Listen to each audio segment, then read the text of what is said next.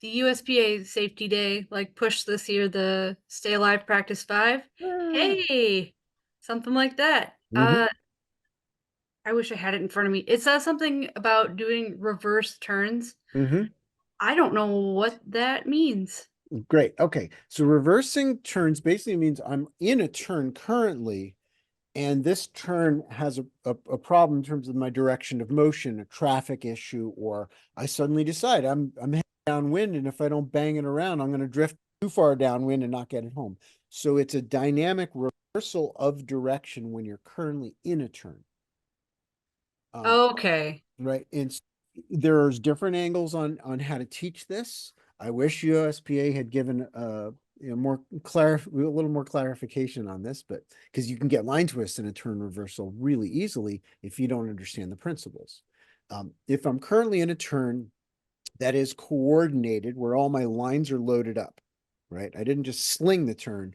I flow into that turn where the line tension builds up in terms of the centrifugal forces.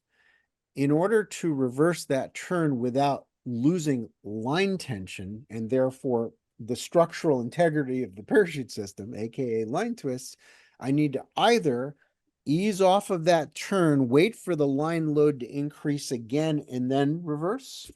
It's one of Mhm. my options, but it's a slower reversal, right? It's going to occupy more space in the sky. And if I don't have that, because I just opened up, I started to turn back, to go away from the wind, from the jump run, and there's somebody there. Well, let's look at the physics of it.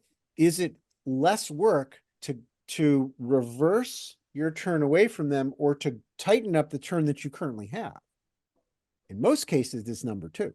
In most cases, you want to go, sort of tighten up, but you may not have the room. You may end up with your body slapping into their parachute.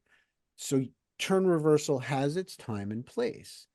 If you don't have the space and time to release the turn smoothly, where you start to feel the lift to create tension in your lines, it's indicated by weight increase, to then reverse, you have to create that line tension while you're in the turn as if you're flaring out of a low turn. That's going to put the parachute further back behind you, and it's going to make the wing loading heavier so that you can reverse very aggressively. You nose it up and then you turn. If I was flying an airplane, instead of this and then that, it would be like I'm in the turn, I give back pressure as I rotate over. Does that make sense? I'm giving the line tension deliberately to create the maneuvering capability in the reversal. It allows that canopy to go with me instead of separately from me. Yeah. And it's something So you can practice. is that the same idea as a low turn recovery, but up high? It kind of is. It's just that now once you begin the recovery process, You you're gotta not going to just keep going. continue. Now you're going to go back into a turn in the other direction, but it does Okay. require a bite, right? A tail bite, right? So you're pushing those brakes with some. It's not gentle. And if you push those brakes sharply, even just a little bit, in most cases, that's enough to keep the canopy at the end of the lines as you reverse your direction. And I mean, the principle of creating line tension to create maneuvering applies to a lot of different things. This is just one test bed. But it'll allow you to have a greater freedom to what you can do with your canopy without the fear you're going to give yourself line twists. Right. I mean, certainly, even just going boom, boom, boom, right? Getting that thing swinging will be sort of similar, but that's with you hanging underneath the wing. This is, I've built up the energy. I'm in a turn developing, speed and drag, right? Lift and drag from the speed. And now I'm going to change that direction. So there's a lot of motion of where you are relative to the parachute, as opposed to this more simple version of it of oscillating the yaw axis with, alternating toggle input. I think it's important to do both, but I'm not going to give, somebody with 20 jumps the assignment to go oscillate themselves into a tip collapse. That's too much. It's going to scare them. They're going to quit the sport. So yeah, you just inch your way into these things. Not because you don't need it, because everybody needs all these things all the time. Even a first jump student actually needs this. You're just hoping you put them into a simple enough scenario that they're going to get through it before their luck bucket runs out, so to speak.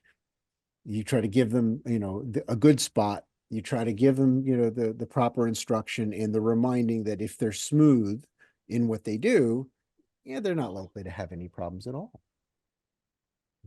Big slow parachute, it helps.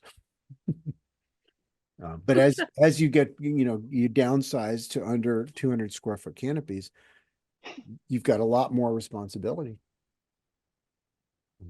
including the digging yourself out of low turns and all the different versions of that, where the turn isn't low, but you've got a little extra airspeed. Now you've got this greater distance that you're going to travel on that particular landing. What are you going to do if you're running out of runway? How are you going to blend a flare and turn process that ends well, right? It's one thing to avoid impact on something. It's another to actually have that whole process come to a nice, clean completion where you're standing on your feet at the end. And it can be done. All parachutes can do that. We're the problem. The suspended load with a lack of imagination is the problem. So we have to keep on trying these things little by little. And if it's not perfect the first time you try your turn reversal, don't beat yourself up about it. You add that grace of forgiveness to just, all right, let's try this again, shaking the Etch-a-Sketch. Okay, here we go. Again, starting into the turn, brakes, turn reverse. Even like I'm in a turn and I'm going to force myself out of it to level flight. The first bunch of times people do that, it always oscillates around, or they hit the brakes too much on the low side and they go deeper into the turn. Like, what's that about? That's not what I was trying to do. Well, you got to balance as you're striking that flare in the turn. You have to balance your hands based on what you see and feel in the moment. Which is why I think that it's so important to just get that canopy turning and then nose it up and nose it down as you keep it turning. Nose it up, nose it down. How much do you need on each hand as you do that to feel that? Keeping your head level with the horizon as you do it, looking with your head turned into the turn a little bit. And just keep going around in a circle, big wide circle. More lift, less lift. Right? I get heavy, I get light. One of the most valuable drills that we can do, because the recovery arc is up to you.